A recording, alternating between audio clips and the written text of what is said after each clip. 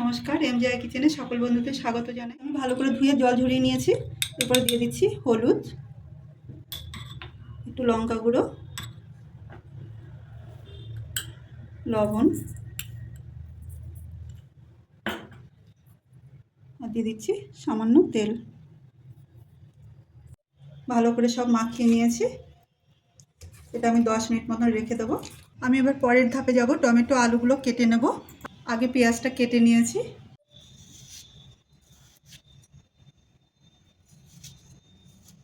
আলুগুলো এরকম লম্বা লম্বা করে কেটে নিয়েছি। টমেটো লম্বা লম্বা করে কেটে নেব। ওপাশে সবজি ভাজা চলছে, আমি এদিকে জিরা, সর্ষে আর কাঁচা লঙ্কা বেটে নেব। প্রথমে আমি কিছু পেঁয়াজ ভেজে নেব লাল লাল করে। পেঁয়াজগুলো ভালো করে ভেজে নিয়ে তুলে নিচ্ছি। পেঁয়াজ তুলে নিয়েছি, ওই তেলে আমি মাছ ভেজে নিচ্ছি।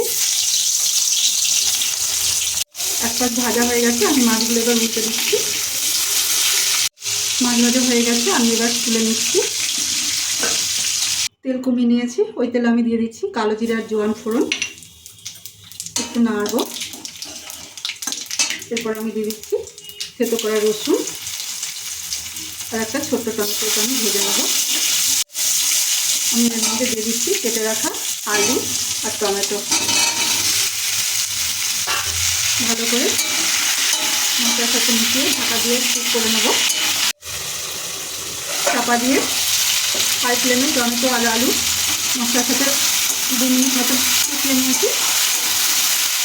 এবার আমি দিয়ে দেবো লবণ, একটু হলুদ। এটা দিয়ে আমি মিশিয়ে নিয়ে স্লো করে আবার ঢাকা দিয়ে কুক করবো আর একটা মশলা করে নেব। মশলাটা তুলে নিচ্ছি। আলু আর টমেটো ভাজা ভাজা হয়েছে, আমি এবার দিয়ে দেবো বেটে রাখা সর্ষে, কাঁচা লঙ্কা, জিরে বাটাটা। এটাও ভালো করে কষিয়ে নেব। এবার আমি ফ্লেমটা একটু বাড়িয়ে দেবো, বাড়িয়ে দিয়ে মশলাটা ভালো করে সবজির সাথে কষিয়ে নেব। কাঁচা লঙ্কা দিয়েছি, সবজির কালার কাঁচা লঙ্কাতে একটু সাদা সাদা হয়, তাই আমি দিয়ে দিচ্ছি একটু কাশ্মীরি লঙ্কা গুঁড়ো। আর বন্ধুরা সবাই বলে সর্ষে বাটা দিলে পরে তেতো হয়, তেতো হয়।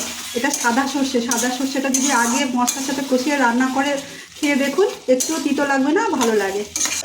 মশলা কষিয়ে তেল ছেড়েছে, এরপর আমি দিয়ে দিচ্ছি গরম জল।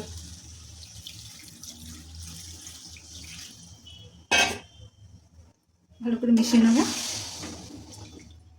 দিয়ে দেবো ভেজে রাখা বেরেস্তা। এটা দিয়ে আমি ফুটতে দেবো। ভালো ফুটে গেছে, এরপর আমি দিয়ে দিচ্ছি মাছ। মিশিয়ে নিয়ে আরও 2 মিনিট আমি কুক করে নেব। মাছ দিয়ে 2 মিনিট মতন ফুটিয়ে নেওয়ার পর দিয়ে দিচ্ছি আর একটু লবণ। যেহেতু কাঁচা টমেটো দিয়েছি তাই টক হয়, তাই একটু গুড়ের গুঁড়ো দিয়ে দিচ্ছি। আর দিয়ে দিচ্ছি ধনেপাতা কুচি। মিশিয়ে নিয়ে আরও 2 মিনিট মতন আমি কুক করে নামিয়ে সার্ভ করব। কাঁচা টমেটো দিয়ে মাছের ঝোলের রেসিপি যদি ভালো লাগে লাইক করুন, শেয়ার করুন, সাবস্ক্রাইব করুন, সবসময় সঙ্গে থাকুন। আবার আসবো নতুন আর একটা ভিডিও নিয়ে। সবাই ভালো থাকুন, সুস্থ থাকুন।